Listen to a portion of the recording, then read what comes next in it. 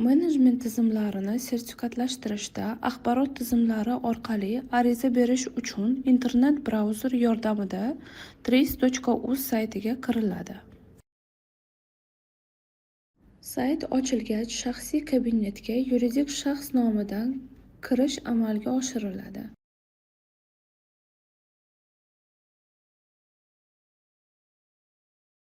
Ushbu sahifada foydalanuvchining shaxsiy ma'lumotlari aks ettirilgan bo'ladi. Shundan so'ng bosh sahifaga qaytiladi va sertifikatlashtirish bo'limidan barchasi tugmasi bosiladi. Ochilgan ro'yxatdan menejment tizimlarini sertifikatlashtirish xizmati tanlanadi. Ushbu sahifada menejment tizimlarini sertifikatlashtirish xizmati bo'yicha batafsil ma'lumotlar keltirilgan. Ushbu ma'lumotlar bilan tanishib chiqqach, keyingi tugmasini bosish orqali asosiy ma'lumotlarni kiritish bo'limiga o'tiladi.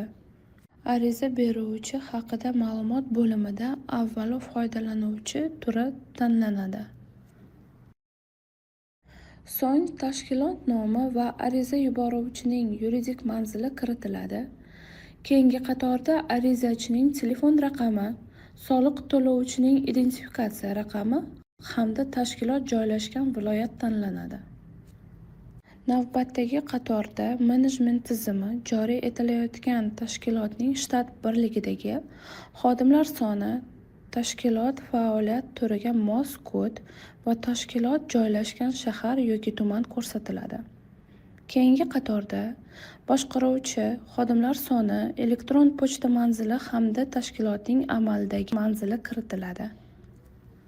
Oxirgi qatorda xizmat ko'rsatuvchi xodimlar soni, menejment tizimlari uchun mas'ul xodimning ism-sharifi va texnik xodimlar soni ko'rsatiladi.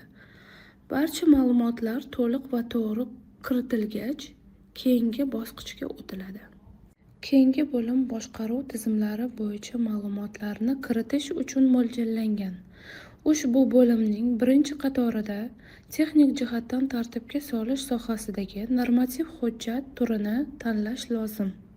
Shundan so'ng bir yoki bir nechta sertifikatlashtirish sohalari tanlanadi. Keyingi bosqichda boshqaruv tizimi joriy etilgan sana belgilanadi hamda boshqaruv tizimi qamrab oladigan mahsulotlar yoki ko'rsatiladigan xizmatlar haqida tegishli ma'lumotlar kiritiladi. Navbatdagi bo'limda arizani qabul qiluvchi sertifikatlashtirish organi tanlanadi.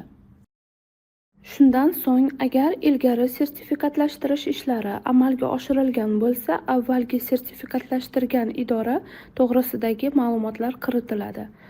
Agar ilgari sertifikatlashtirish ishlari amalga oshirilmagan bo'lsa, ushbu bo'lim to'ldirilmasdan qoldiriladi. So'ngra faylni yuklash tugmasini bosish orqali zarur hujjatlar tizimiga yuklanadi. Barcha ma'lumotlar to'liq kiritilgandan so'ng yaratish tugmasi bosiladi. Ushbu amal orqali menejment tizimlarini sertifikatlashtirish uchun ariza yuborilgan hisoblanadi hamda ochilgan sahifada ariza bo'yicha kiritilgan ma'lumotlar va uning holati aks ettiriladi.